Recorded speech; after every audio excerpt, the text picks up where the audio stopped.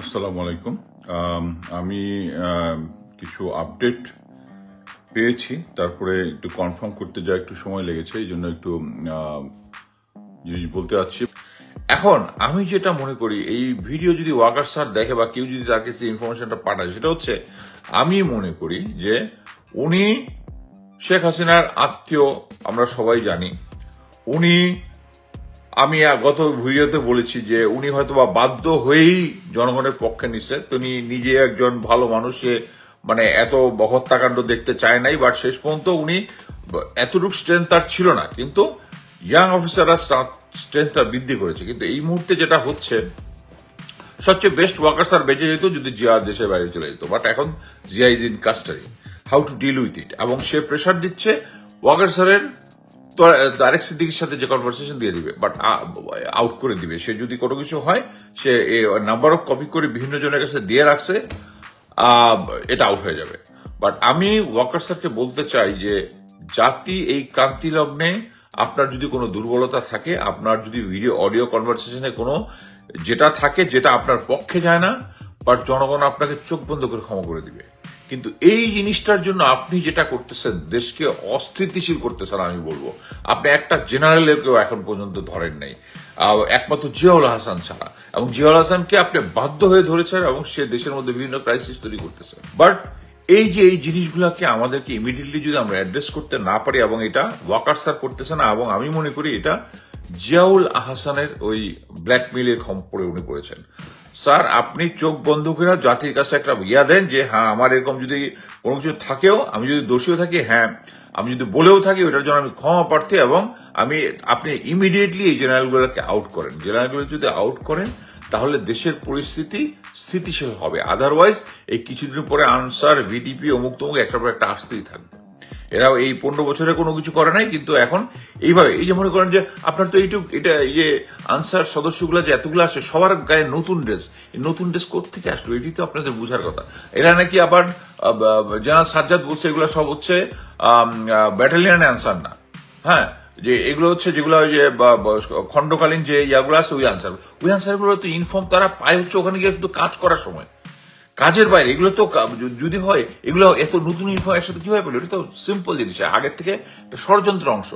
এটা যদি আমরা না বুঝি, এবং এটা এই ষড়যন্ত্রের অংশ একদম ওই দূর সজীব জয়ের যে তার যে পোস্ট দিয়েছে, এটাতেই বোঝাচ্ছে he is involve in this. হ্যাঁ, সে বলতেছে যে ছাত্ররা নাকি নিরীহ আনসারদের উপরে অ্যাটাক করছে, তার মানে it's a part of the plan. এই দেশের অস্থিতিশীল পরিস্থিতিটা আরো বাড়বে, এবং যেটার জন্য শেষ পর্যন্ত আপনি দায় এড়াইতে পারবেন না। এটা হচ্ছে আমার একমাত্র ফাইনাল কথা, আপনি দায় এড়াইতে পারবেন না। সো আপনার যদি কোনো কনভারসেশন জিয়াউল হাসানের কাছে থাকে, just make it public and don't bother it. মানুষ আপনাকে ক্ষমা করে দেবে। আপনি একটা দেশের এই ক্রান্তিকালে যে সিচুয়েশনে আপনার আত্মীয়র এগেনস্টে, এবং আত্মীয় লাইকে শেখ হাসিনার মতো একজনের এগেনস্টে গিয়ে দাঁড়াইতে পারছেন, আমরা আপনাকে সাধুবাদ জানাই। আমরা সবাই জানি যে এর আগে একবার জিয়া যখন পালানোর একটা অ্যাটেম্প করে এয়ারপোর্ট থেকে, এবং ওইটা কিন্তু ওয়াকার স্যার অ্যালাউ করেছে তাকে যাওয়ার জন্য। ওয়াকার স্যারের এএসইউ, আর্মি সিকিউরিটি ইউনিট, এবং ডিজিএফআই, তখনও কর্নেল হামিদ স্যার তখন ডিজিএফআই এর প্রধান, তাদের দুইজনের এয়ারপোর্টে গিয়েছে, কিন্তু জনগণের প্রেসারে যখন সেটা পারে নাই, সে আবার নিয়ে আসছে। এবং এটাই হচ্ছে এখন জেলে থেকে সে বলতেছে যে তার যদি কিছু হয় তাহলে সবাই কিছু ঝুলাই দিবে। এখন এই জিনিসটা ওয়াকার স্যার নিতে পারতেছে না, এটাই হচ্ছে ওয়াকার স্যারের প্রেসার। আমি যেটা বুঝলাম, এই যে দেখেন আনসারের যে ইয়াটা, এইটা কিন্তু আনসারের ডিজি চেঞ্জ হওয়ার জন্য এফেক্টিভ হয় না, হলে কিন্তু এফেক্টিভ হয়ে যেত যদি এখন বোধহয় চেঞ্জ না করতো। এবং পরবর্তীতে যে মেজর সাজ্জাদ গিয়েছে, সে তার যে স্টাফ যেগুলো আছে ঢাকায়, যেগুলো আওয়ামী লীগার, এগুলোকে অলরেডি আমি যেটা শুনলাম সে চেঞ্জ করে দিচ্ছে। He is doing a good job, বাকি আল্লাহর ইচ্ছা। আওয়ামী লীগের স্ট্রেংথটা কি, সেটা হচ্ছে আগের যে এক্সিস্টিং, তাদের যে স্বৈরাচারের যে অ্যাডমিনিস্ট্রেশনটা ছিল, স্টিল দে আর এক্সিস্টিং। গোয়েন্দা সংস্থাগুলো শুধু হেডগুলো টপল হয়েছে, কিন্তু তারা আউটসাইড পাওয়ার থেকেও তারা ওই জিনিসটা ইউজ করতেছে। এবং আমি গত ইয়াতে বলেছি যে সেনাপ্রধানের বাসায় গত শনিবার দিন ইয়া নিয়ে আসছিল, ওই গত শনিবার হচ্ছে এই গত শনিবারের আগের শনিবারটা চরমোনাইয়ের জেনারেল হামিদ স্যার নিয়ে আসছে। তার মানে এতে বোঝা যাচ্ছে যে ওয়াকারসরও সামসর অ্যালাউ করতেছে। কেন এরকম হচ্ছে এখন যে কেউ বুঝবে যে আমি নিজে বিশ্বাস করি যে এখন আওয়ামী লীগ বা স্বৈরাচার শেখ হাসিনা যত ইয়াই করুক, যত ষড়যন্ত্রই করুক, এই আনসার দমনের যে ছাত্ররা যে ইনস্ট্যান্টলি যে তাদের যে কনসেন্ট্রেশন অফ ফোর্স যেটা করতে পেরেছে, আনসারদেরকে ওখান থেকে সচিবালয় থেকে বিদায় করতে পেরেছে, এটা বোঝা যাচ্ছে তারা কতটুকু সতর্কতা আসছে। এই অবস্থায় যে কোনো ষড়যন্ত্রই টিকবে না বলে আমি বিশ্বাস করি। বাট কথা হচ্ছে এই ষড়যন্ত্রটা করতে দেওয়ার তো কোনো মানে নাই, তাই না? এখন আমি যেটা কিছু ইনসাইড স্টোরি যেটা পেলাম যে আমরা জেনারেল তারেক সিদ্দিকী যে ছিল হচ্ছে স্বৈরাচারী শেখ হাসিনার মোস্ট মাইটি ম্যান, যেই আয়নাঘর এবং অন্যান্য যেসব গুম খুনের সবকিছুর মাস্টার মাইন্ড সে। তিনটা ইনফরমেশন আছে তার ব্যাপারে। প্রথমে যেমন আমি যেটা ইনফরমেশন পেয়ে বিশ্বাস করেছি সে হচ্ছে 5 তারিখেই সে চিটাগাং থেকে সে চলে গেছে মিডল ইস্টে, প্রবাবলি দুবাই, এবং তাকে সি অফ করেছে হচ্ছে রিয়ার অ্যাডমিরাল সোহেল স্যার, যে অলরেডি অ্যারেস্টেড, আগে র্যাবে ছিল। আরেকটা স্টোরি বলে যে সে শেখ হাসিনার সাথে একই প্লেনে চলে গেছে, আর হয়তোবা সে দুবাই আছে বা ইন্ডিয়াতে আছে। বাট কালকে আমি একটা নিউজ পেলাম যে সে এখন ফ্রান্সে আছে এবং সে একদম শেষ করে ফেলছে, এবং সে ওখানে গালিগালার এক পর্যায়ে বলছে সে এখানে নভেম্বর পর্যন্ত আছে, এরপরে সে আউট হয়ে যাবে, দেশের বাইরে চলে যাবে। কিভাবে? হোয়াট ইজ হিজ পাওয়ার? এবং এই যে ও এখানে পুলিশের সামনে যে মারামারিটা করলো, বর্তমান সিচুয়েশনে এক বন্দী আর এক বন্দির উপরে যদি হয়, সাথে তাদেরকে সরাই ফেলার কথা।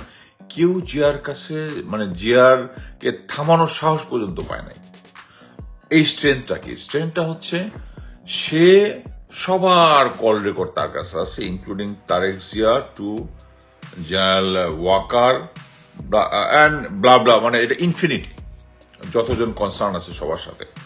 এই মুহূর্তে যেটা আছে, তারেক সিদ্দিকী শুনেছে যে তার সমস্ত শুনেছে না, সে আগে থেকেই জানে সে কনসার্ন আছে। সে জিয়াকে কনভিন্স করার চেষ্টা করছে যে Zia don't give it to others, এই জিনিসটা তাহলে আওয়ামী লীগের একটা বড় ক্ষতি হয়ে যাবে।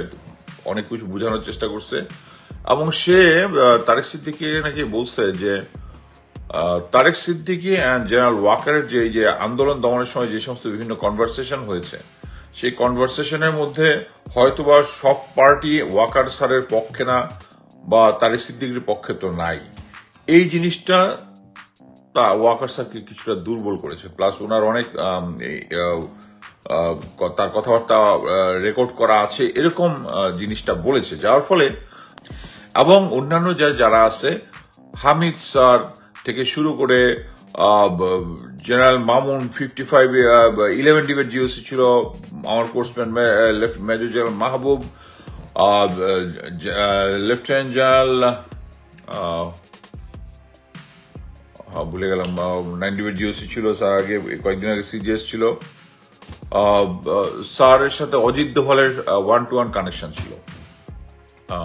Shahin sir, lieutenant general Shahin sir 20 long কোর্সের, ওনার সাথে অজিত দোভালের 1-to-1 কানেকশন ছিল। তারপরে আছে লন্ডনে ঢোকার চেষ্টা করতেছে, কারণ কোনো জায়গায় তাকে অ্যাকচুয়ালি আমেরিকা থেকে ডিনাই হওয়ার পরে আর কোথাও তাকে ঢুকতে দিচ্ছে না, ওখানে থেকে সে ঢোকার চেষ্টা করতেছে, লন্ডনে ঢোকার চেষ্টা করছে, যেখানে তার সন্তানরা আছে, ওখানে যাওয়ার চেষ্টা করতেছে, বাট এখন পর্যন্ত সাকসেসফুল হয়নি। বাট মেইন থিং ইজ যে আমরা সবাই জানি জিয়াউল আহসান এখন কাস্টাডিতে আছে এবং কি বলে রিমান্ডে আছে। এটা অ্যাকচুয়ালি প্রথম দিন বা দ্বিতীয় দিনের রিমান্ডে অনেক তথ্য এসছে, সে সমস্ত কিছুই বলে দিচ্ছে, blah blah blah blah, but actually it's a farce. সে ডিজিএফআই অফিসের পাশে একটা অফিসার্স কোয়ার্টারের মধ্যে টিভি এসি সব ছেড়ে ফোন সহ সে আলিশান তার মতোই আছে। শুধু তাই না, মানে আমি একটা জিনিস শুনে অবাক হয়ে গেছি যে যখন ডিবি আর অফিস থেকে কিছু একটা কোঅর্ডিনেট করছে, ডিবি অফিস বা পুলিশের যে কোনো এক জায়গা থেকে যখন একসাথে কোর্টে নিবে বা আনবে, তার সাথে পলকের দেখা হয়েছে। আপনারা সবাই জানেন যে পলক অ্যাকচুয়ালি বলে দিছে ইয়ার মধ্যে যে জিয়াউল হাসান ওই ইন্টারনেটটা করার পিছনে। বাট এটা অ্যাকচুয়ালি আমি প্রথম দিন থেকে জানতাম যে জিয়া ফিজিক্যালি লোক পাঠিয়েছে ওই জিনিসটা, ইন্টারনেটটা ফিজিক্যালি কানেকশনটা কেটে দেওয়ার জন্য করা শুরু করছে। এটা থেকে আমাদের যেটাই হোক ভারতের ইনফ্লুয়েন্স থেকে আমাদেরকে সাবধান থাকতে হবে। আমরা ভারতও আমাদের বন্ধু, পাকিস্তান আমাদের বন্ধু, চায়না আমাদের বন্ধু, আমেরিকা আমাদের বন্ধু, আমাদের কেউ শত্রু নাই। কিন্তু আমাদের সাথে যদি তারা শত্রুতা করে, আমাদের কাছ থেকে যদি শত্রুতা করে, আমরা ইকুয়ালি তাদেরকে রেসপন্সটা ওইভাবে করতে হবে আমাদের। এইটাই হচ্ছে আমাদের মূল লক্ষ্য। ভারত যখন বুঝবে যে আমাদের সাথে এই আপনি একটা জিনিস আমি অ্যাডভান্স বলে দিচ্ছি, এই যে প্রফেসর ইউনুস যে এই যে অ্যাগ্রেসিভ একটা মন্তব্য করেছে, এইটার রেসপন্সে দেখবেন ওরা অলরেডি সুরসুর করা শুরু করে। অলরেডি আপনারা জানেন যে অজিত দোভাল সম্ভবত করে ফেলেছে। কারণটা কি? তার স্ট্র্যাটেজি রং ছিল। আমার কাছে তখন আমি কয়েকটা জায়গায় বলেছিলাম যাতে যে এটা কেন হচ্ছে, ভারতের তো অলরেডি বুঝার কথা এই বিপ্লব সফল হচ্ছে, সো নেক্সট সরকারের সাথে তার কাজ করতে হবে। এখনো কেন হার্ড লাইনে যাচ্ছে, এখনো কেন হার্ড লাইনে আছে, এখনো কেন সাপোর্ট দিচ্ছে? এটা হচ্ছে অজিত দোভাল, তার aggressive intelligence and it failed. এবং শুধু আমাদের দেশে ফেল না, তার যতগুলো দেখেন, যতগুলো নেবার সবার সাথে ওর অ্যাগ্রেসিভ ইন্টেলিজেন্স ফেইল। এই যে ডক্টর ইউনুসের যে অ্যাগ্রেসিভ কমেন্টটা, it will help us and it will, I hope যে ওদের বুদ্ধি এখন খুলবে যে বাংলাদেশের সাথে একটা মিউচুয়াল উইন উইন সিচুয়েশনে সমস্ত চুক্তি এবং অন্য কিছু করতে হবে। থ্যাংক ইউ, সবাই ভালো থাকবেন।